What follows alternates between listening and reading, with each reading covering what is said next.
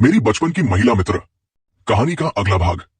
पिछली कहानी में आपने सुना था कि मेरी बचपन की महिला मित्र को संतान सुख नहीं मिल पा रहा था। उसका इलाज करवाने डॉक्टर के पास गए थे। फिर सरिता ने मुझसे संतान सुख मांगा। अब आगे। सरिता सोफे पर बैठकर रो रही थी। मैंने उसे उठाया और बेडरूम में ले जाकर बेड पर बिठाकर कहा कि एक बार फिर से सोच लो, बाद में पछताने से कुछ हासिल नहीं होगा। एक बार के रिश्ते में जरूरी नहीं है कि गर्भ ठहर ही जाए। मेरी बात सुनकर उसने रोना बंद कर दिया। मैंने उसे पानी पीने को दिया और बोला कि मेरे लिए भी ये सब बहुत कठिन है। फिर कुछ याद आने पर उसकी रिपोर्ट उठाकर लाया और उसे ध्यान से पढ़ा। फिर उससे पूछा कि महीना कब होना है, तो वो बोली कि अभी तो 20 दिन है, माहवारी खत्म हुए 8 दिन ही बीते हैं। मैंने उसे बताया कि समय तो सही है, लेकिन उसके गर्भवती होने के बाद उसे मुझसे सारे रिश्ते तोड़ने पड़ेंगे, ताकि किसी को ये भनक भी ना हो कि वो मेरे बच्चे की मां है। ये उसके लिए भी सही रहेगा। वो ये सुनकर बोली कि ऐसा वो नहीं कर पाएगी। मेरी पत्नी को क्या जवाब देगी? वो सही कह रही थी। इससे तो शक और बढ़ सकता है। क्या करे क्या ना करे कुछ समझ में नहीं आ रहा था। मुझे चुप देखकर वो मेरे समीप आकर बोली कि क्या सोच रहे हो? मैंने कहा कि आने वाले समय में क्या क्या हो सकता है ये सोच रहा हूं। वो बोली कि हो तो बिजनेसमैन ही ना, कुछ भी करोगे नफा नुकसान देखकर ही ना। मैंने उसे कंधों से पकड़कर कहा कि अपना नफा नुकसान नहीं सोच रहा, तुम्हारा नफा नुकसान सोच रहा हूं। वो बोली कि मैंने सब कुछ सोच रखा है, तभी इस डगर पर इतनी आगे बढ़ी हूं। मैं उसे देखता रहा। उसकी आंखों में एक अलग ही तरह की चमक थी। मैंने उससे पूछा कि आज मेरे साथ ही ये क्यों करना चाहती है, या पहले कोई मिला नहीं? वो बोली कि तुम्हें देखकर ही ये ख्याल मन में आया कि तुम्हारे जैसा मेरा बच्चा होना चाहिए। तुम्हें कोई नहीं जानता। जब तुम्हारी पत्नी से दोस्ती बढ़ गई तो लगा कि इस पर आगे चला जा सकता है, नहीं तो जीवन खत्म करने का प्लान भी बना रखा था। मैं उसे देखता रहा। वो बोली कि मैं बहुत सताई हुई हूं। ये सब मेरा अंतिम दाव है, नहीं तो जीवन खत्म करने के अलावा मेरे पास कोई चारा नहीं है। उसकी बात सुनकर मुझे अचरज हुआ कि एक औरत किस हद तक जा सकती है। मैंने उससे कहा कि अगर एक बार में कुछ नहीं हुआ तो क्या करेंगी? वो बोली कि दूसरी बार कर देखना पड़ेगा, तब तुम भी कुछ नहीं कहोगे। मेरी हिचक देखकर वो बोली कि मैं समझ सकती हूँ कि तुम क्या सोच रहे हो, लेकिन मैं तुमसे भीख मांग रही हूँ। मेरी झोली में भीख डाल दो, भगवान तुम्हारा भला करेंगे। उसकी बात सुनकर मुझे हंसी आई और मैंने कहा कि तुम चुप रहो। वो चुप हो गई। पत्नी को गए हुए कुछ ही समय हाथ था। मुझे पता था कि उसे आने में समय लगेगा, लेकिन फिर भी कंफर्म करने के लिए मैंने फोन नंबर पर डायल करके पूछा तो पता चला कि वो वहां पहुंच गई है। उसने कहा कि वो देर में आएगी। ये सुनकर मुझे चैन आया। मैंने उसे अपने पास बिठाकर उससे कहा कि वो इस रिश्ते की आदी नहीं है। आज के बाद उसकी चाल देखकर पत्नी को सब पता चल जाएगा। तो वो बोली कि मैं कह दूंगी कि बाथरूम में फिसल गई थी, इसलिए ऐसा हो रहा है। अब कोई बहाना नहीं बचा था। मैं कोई सन्यासी नहीं था, लेकिन इतने खुले तौर पर कभी कुछ करा नहीं था। मैं उठकर अपने आप को साफ करने चला गया। बाथरूम से निकला तो देखा कि वो कपड़े बदल चुकी थी। बोली कि कपड़ों में अलग तरह की खुशबू आ रही थी, सो उन्हें बदल लिया। मैंने बेड को देखा तो वो सही लगा। मैंने पहले ही उस पर एक और चद्दर बिछा दी थी ताकि नीचे की चद्दर खराब ना हो। फिर मुझे कुछ याद आया तो मैंने एक कागज पर सरिता को हस्ताक्षर करने को कहा। उसने मेरी तरफ देखा तो मैंने कहा कि कुछ नहीं है, कभी जरूरत पड़ी तो ये साबित करेगा कि आज जो कुछ हुआ है वो दोनों की मर्जी से हुआ है। उसने पेन पकड़कर उस पर साइन कर दिए। फिर मेरी तरफ अजीब सी नजरों से देखा। मैंने कहा कि आगे के बारे में कोई कुछ नहीं कह सकता, कल तुम क्या करो मुझे पता नहीं है, मैं सिर्फ अपने आप को बचा रहा हूं। वो चुप रही। मैंने उसे कहा कि वह मुझे बचपन से जानती है, लेकिन मैं अब उसके लिए तथा वो मेरे लिए अजनबी है। कल हो सकता है कि वो अपने परिवार को बचाने के लिए मुझ पर कोई आरोप लगाने लगे, इसलिए मैं ये काम कर रहा हूं। शर्म तो आ रही है, लेकिन मैंने सीखा है कि जिस बात का शक हो उसे पहले चेक करो। वो कुछ नहीं बोली। फिर बोली कि मैं क्या कहूं, मैं तो खुद वक्त की मारी हूं, तुम्हारी हालत समझ सकती हूं। तुम भी तो अपने परिवार मान सम्मान को दाव पर लगाकर मेरी सहायता कर रहे हो, तो तुम्हारी सहायता करने में मुझे कोई संकोच नहीं है। क्या लगता है इस बार हो जाएगा? मैंने कहा कि समय तो सही है, कुछ कह नहीं सकते, लेकिन इंतजार कर सकते हैं। अगर नहीं हुआ तो कुछ और प्रयास करने पड़ेंगे। कहो तो अपना चेकअप करवा लूं। मेरी बात सुनकर बोली कि एक तुम हो कि मेरी सहायता करने के लिए चेकअप करवाने को तैयार हो, और एक मेरे पति है चेकअप के नाम से बिदक जाते हैं। मैंने उसका हाथ अपने हाथ में लेकर कहा कि जब एक काम शुरू किया है तो उसे उसके अंजाम पर ले जाकर ही रहेंगे, चाहे कितनी परेशानियां आए। मेरी बात सुनकर वो बोली कि फिर तुमसे मिलना कैसे होगा? मैंने कहा कोई ना कोई रास्ता निकल जाएगा, चिंता मत करो, तुम तो मस्त रहो। ये कहकर मैं कमरे से चलने लगा तो वो बोली कि मैं अपने कमरे में जा रही हूं। वो चली गई और मैं लेट गया। फिर कुछ ध्यान आते ही उछल कर खड़ा हो गया। बिस्तर पर चद्दर तो पहले ही बदल दी थी। कमरे में देखा कि कुछ पड़ा तो नहीं है, बेड को ध्यान से देखा। रूम फ्रेशनर सारे कमरे में छिड़क दिया। जैसे ही लेटा तो नींद आ गई। किसी के झकझोरने से नींद खुली तो देखा कि पत्नी मुझ पर झुकी हुई थी। बोली कि सो रहे हो और सरिता अकेली बोर हो रही होगी। मैंने कहा कि आंख लग गई थी। तुम कब आई? तो वो बोली कि अभी आई हूं। उसने कहा कि कोई चिंता की बात नहीं थी, लेकिन हो आई तो सही रहा। मैं उठकर बेड पर बैठ गया। वो बोली कि थके हो तो चाय पीकर सो जाना। मैंने कहा कि अब तो उठ गया हो, क्या नींद आएगी। वो बोली कि गलत कर दिया तुम्हें उठाकर। मैंने कहा कि कुछ गलत नहीं किया, वैसे भी शाम को कौन सोता है। पत्नी सरिता को बुलाने चली गई। मैंने उठकर अपने कपड़े देखे कि कहीं कोई दाग तो नहीं लग गया है, लेकिन कुछ था नहीं। तब तक वो तथा सरिता चाय लेकर आ गई और हम चाय पीने लग गए। पत्नी ने सरिता से पूछा कि ये तो सो गए थे, तुम पीछे बोर तो नहीं हुई। सरिता बोली कि मैं तो बोर होने की अभ्यस्त हूं, परेशान मत हो। फिर दोनों अपनी बातें करने लगी। मैं कमरे से निकल गया। सरिता के साथ बातें करने से मैं भी थक गया था। अगर रात को पत्नी ने कुछ मांग की तो परेशानी हो सकती थी, लेकिन बाद में लगा कि रात को भी बातें किया जा सकता है। रात को कुछ नहीं हुआ। पत्नी थकी हुई थी, सो वो बिस्तर पर पड़ते ही सो गई। लेकिन मुझे नींद नहीं आई कि कल क्या होगा, सरिता को कब तक रोकना सही रहेगा। सुबह मैं तो ऑफिस के लिए निकल गया। दोपहर में पत्नी ने फोन किया कि क्या अब सरिता को वापस जाने दे। मैंने कहा कि डॉक्टर के अनुसार तो उसकी अब यहाँ पर कोई जरूरत नहीं है। जो चेकअप होने थे वो सब हो गए हैं, दवाई लिख दी है। कुछ दिनों तक खाकर देखें, उसके बाद देखेगी कि क्या करना है। सरिता उस दिन अपने शहर वापस चली गई। रात को जब ऑफिस से लौटा तब पत्नी ने बताया कि इन चेकअप का कोई लाभ नहीं है। पति तो डॉक्टर को दिखाने के नाम से ही चिढ़ता है। मैंने कहा कि हम इसमें कुछ नहीं कर सकते। हो सकता है कि दवाई खाने के बाद जब वो रिश्ता बनाए तो कुछ हो जाए।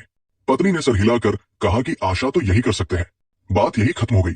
अब मुझे इंतजार था सरिता के फोन या किसी संदेश का कि उसको कुछ लाभ हुआ कि नहीं। इसमें समय लगना था। कोई 1 महीने के बाद सरिता का फोन मेरे लिए आया तो मैंने ही उठाया। मेरी आवाज सुनकर वो बोली कि उस दिन का कोई फायदा नहीं हुआ है, बताओ अब मैं क्या करूं। मैंने कहा कि मैं डॉक्टर से बात करके बताता हूं कि आगे क्या करना है, तुम चिंता मत करो। तो वो फोन पर रो पड़ी और बोली कि मुझे दिलासा मत दो।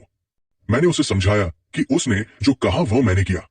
उस दिन अगर कुछ नहीं हुआ है तो फिर से करके देखेंगे, लेकिन पहले पता करते हैं कि किस दिन करना सही रहेगा।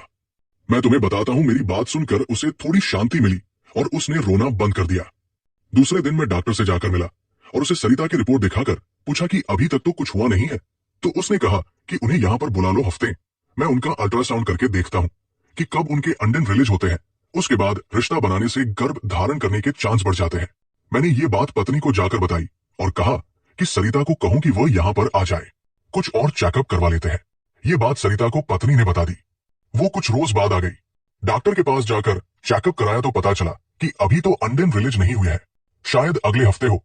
सरिता से पत्नी ने कहा कि वो यहीं पर रुक जाए, बार बार आना जाना ना करे। सरिता उसकी बात मानकर रुक गई।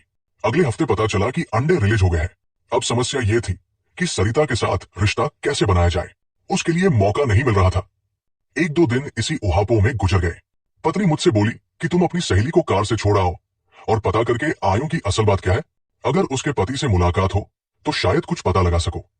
मैंने कहा कि इसे छोड़ कर आता हूं। दूसरे दिन में सरिता को छोड़ने सुबह कार से चल दिया। रास्ते में मैंने उससे पूछा कि क्या उसके पति इस समय घर पर होंगे, तो वो बोली कि नहीं, वह तो टूर पर गए होंगे। मैंने कहा कि ऐसा ना हो कि मुझे देखकर वो कुछ और सोचे। सरिता बोली कि वो बाहर गए हुए हैं, तुम चिंता मत करो। उसके घर पहुंचकर हम घर में गए तो देखा कि वहां कोई नहीं था। ये देखकर मुझे चैन मिला कि अब मैं जो करना चाहता था वो कर सकता था। रास्ते की थकान मिटाकर हम दोनों बिस्तर पर गए और सो गए। फिर थोड़ी देर बाद खड़ी होकर बोली कि तुमने आज मुझ पर बड़ा उपकार किया है, मैं उसका बदला नहीं चुका सकती। मैंने कहा कि धन्यवाद करने में जल्दबाजी ना करें, अभी ये पता लगना बाकी है कि फल क्या आया है। ये कहकर मैं वापसी के लिए निकल गया। मेरा वहां ज्यादा देर रुकना सही नहीं था। रात को घर पहुंचा तो पत्नी बोली कि वहां क्या हुआ। मैंने उसे बताया कि उसके पति तो नहीं थे, सो उसे छोड़कर वापस आ गया हूं। वो कुछ नहीं बोली। मैं अपने काम में डूब गया।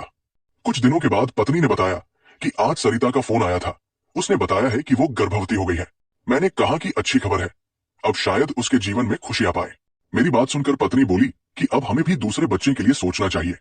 इस पर मैंने कहा कि हाँ, अब तो दूसरा आ जाना चाहिए। तो वो बोली कि आएगा तब ना, जबकि हम चाहेंगे। मैंने कहा कि चलो अब से ट्राई करते हैं, देखते हैं कब सफलता मिलती है। वो बोली कि तुम्हें तो प्यार करने का समय ही नहीं मिलता। मैंने हंसकर कहा कि जब मैं प्यार करना चाहता हूं तब तुम तैयार नहीं होती, बताओ क्या करें। वो बोली कि कोई तो रास्ता निकालना पड़ेगा। मैंने हाँ में सर हिलाया तो वो हंस पड़ी और बोली कि चलो मैं ही जिम्मेदारी लेती हूं, अब तो इसमें सफलता मिल ही जाएगी। थोड़ी देर बाद दोनों गहरी नींद में चले गए। कई महीनों के बाद पत्नी ने बताया कि उसका पीरियड नहीं आया है। इसका मतलब था कि वो गर्भवती थी। प्रेगनेंसी टेस्ट किया तो वो पॉजिटिव आया। हम दोनों बहुत खुश हुए कि जो हम कई महीनों से चाह रहे थे वो हो गया है। पत्नी को गायनोकोलॉजिस्ट को भी दिखला दिया। उसे परेशानियां होनी शुरू हो गई। उसकी मदद करने को भी कोई नहीं था। घर पर भी वो अकेली ही रहती थी। सरिता को जब ये बात पता चली तो एक बार वो पत्नी से मिलने आई। उसकी गर्भावस्था अंतिम चरण में थी। मैंने उसे ऐसी अवस्था में आने से मना किया, लेकिन उसने मेरी एक नहीं सुनी। उसको देखकर मुझे सुकून मिला। उसका चेहरे पर खुशी झलक रही थी। पत्नी को देखकर वो बोली कि कुछ दिन रुक जाती तो मैं तुम्हारी सहायता को आ जाती। पत्नी बोली कि बहुत दिनों से कोशिश कर रहे थे, अब जाकर हुआ है। एक दिन रुककर वो चली गई। मेरी उससे ज्यादा बात नहीं हो पाई। 2 महीने बाद पत्नी ने बताया कि सरिता ने एक लड़के को जन्म दिया है। उसके पति भी बहुत खुश है। वो तो खुशी से पागल सी हो रही है। मैंने कहा कि बड़े इंतजार के बाद उनके घर में खुशी आई है, ऐसा तो होना ही है। पत्नी उसके पास जाना चाहती थी, लेकिन उसकी हालत देखकर मैंने मना कर दिया। वो मेरी बात मान गई। समय गुजरता रहा। पत्नी की डिलीवरी का समय भी आ गया। उसके पास भी कोई नहीं था। सरिता नहीं सकती थी। मैं भी नहीं चाहता था कि वो आए। पत्नी ने भी पुत्र को जन्म दिया। कुछ दिनों के बाद पुत्र के नामकरण पर सरिता अपने बेटे को लेकर आई। उसके बेटे को देखकर मुझे लगा कि ये तो बिल्कुल अपनी मां पर गया है। ये देखकर मेरे मन को चैन मिला। एकांत में सरिता मुझसे बोली कि तुमने मेरा जीवन बदल दिया है। मैं कैसे इस उपकार का बदला चुकाऊं? मैंने कहा कि अपने पुत्र को अच्छी तरह से पाले, यही मेरे लिए बहुत है। तो वो बोली कि ये भी कोई कहने की बात है। फिर हंसकर बोली कि तुम्हारा बेटा तो बिल्कुल तुम पर गया है। मैंने कहा कि तुम्हारा तुम पर गया है, मेरा मेरे पर गया है। ये बहुत सही बात है। मैंने उससे हिचकिचाते हुए पूछा कि पति का क्या हाल है, तो वो बोली कि अब बदल गए हैं। बच्चे की ममता ने हम दोनों की दूरी तो कम नहीं की है, लेकिन अब वो टूर पर कम जाते हैं। उस दिन तुम्हारे जाने के बाद दूसरे दिन ये वापस आ गए थे। मैंने उस दिन इनसे रिश्ता बनाने की कोशिश करी तो इन्होंने भी साथ दिया। मेरे अंदर का डर भी खत्म हो गया। शायद कभी वो सही हो जाए, लेकिन मैं तो अपना जीवन इसके सहारे काट लूंगी। मैंने उसका हाथ दबाकर कहा कि वो खुश है, मेरे लिए यही बहुत है। उसने मजाक में मुझसे कहा कि तुमने दूसरा बच्चा किया है तो मैं भी दूसरे के लिए तैयार हूं।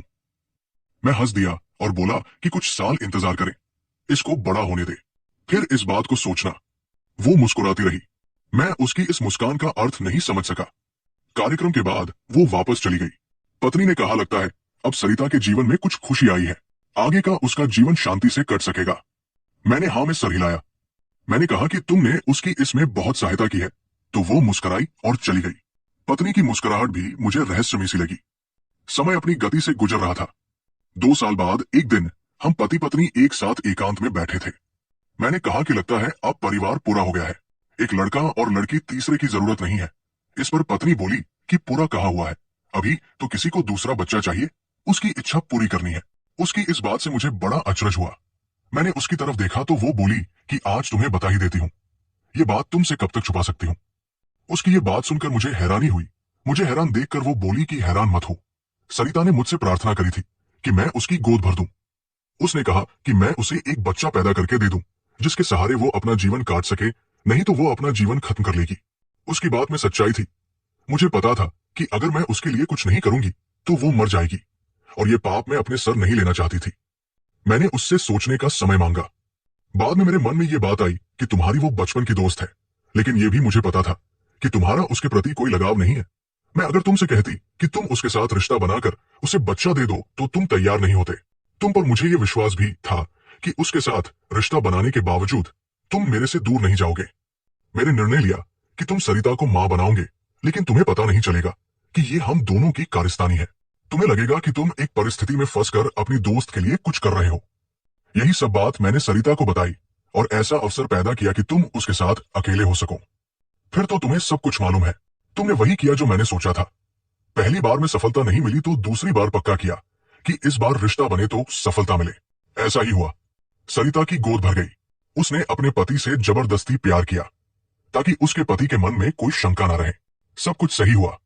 इसके बाद सरिता ने कहा कि मैं दूसरा बच्चा करूं ताकि वो भी कुछ समय बाद दूसरे के लिए प्रयास करे। मैं तो पहले से ही ऐसा चाहती थी। हमने भी यही किया। अब वो चाहती है कि उसका परिवार भी पूरा हो जाए। उसकी इच्छा का आदर करना पड़ेगा।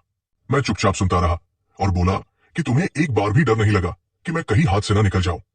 वो बोली कि तुम पर तो अपने से भी ज्यादा विश्वास है। बताओ तुमने इतने सालों में कितनी बार उसे फोन किया हो या उससे मिलने का प्रयास किया हो। मैंने कहा कभी नहीं। वो बोली कि यही तो मैं भी कह रही हूं कि हम दोनों ने जो किया सही किया, किसी का जीवन हमारी वजह से सुधर गया तो अच्छा ही हुआ। मेरे को चुप देखकर वो बोली कि सरिता अगले हफ्ते आने वाली है, यहाँ किसी के यहाँ शादी में। उस समय मौका देखकर उसे यहाँ बुलाना पड़ेगा। मैंने कहा कि जैसा तुम सही समझो करो। वो बोली कि तुम्हारे बिना कुछ नहीं होगा। मैंने पूछा कि अगर उसके पति साथ में हुए तो। वो बोली कि नहीं, वो अकेली ही आएगी। अगर अब मौका नहीं मिला तो बाद में उसे बुलाना पड़ेगा। सरिता शादी में आई और शॉपिंग करने के बहाने हमारे यहां आ गई। पत्नी कहीं चली गई। मैंने कहा कि कुछ समय इंतजार तो करना पड़ेगा, तो वो बोली कि 3 साल किया तो है। मैंने उसे नहीं बताया कि मेरी पत्नी ने सब कुछ मुझे बता दिया है। वो बोली कि तुम सोचते होगे कि मेरी मांग बढ़ती जा रही है। मैंने कहा नहीं, जो चाहती है वो गलत नहीं है। वो मुस्कुराई और बोली कि तुम्हारा मेरा तो बचपन का साथ है, अब वो साथ पक्का हो गया है। तुम मेरे बच्चों के पिता हो। भाग्य ने यही लिखा था मेरे भाग्य में। मैंने कहा कि अब चिंता किस बात की है, तो वो बोली कि इनकी तबीयत सही नहीं रहती। मैंने इनसे बाहर जाने से मना कर दिया है, लेकिन मानते ही नहीं है। मैंने पूछा कि लाइफ में कुछ सुधार हुआ, तो वो व्यज्ञ से बोली कि उस बार तो मैंने जबरदस्ती की थी। ये भी बताया तो था कि ये किसी काम के नहीं है। मैंने उसे गले लगाकर सांत्वना दी और कहा कि सब कुछ सही होगा। वो उठकर तैयार होने लगी और चली गई। कुछ देर बाद पत्नी भी वापस आ गई। मैंने उसे बताया कि सरिता ही जाकर बताएगी कि क्या हुआ है। पत्नी बोली कि चलो, दूसरे के लिए शुरुआत तो करी है, अब वो हो भी जाएगा। मैं उसकी बात पर चुप रहा। समाप्त।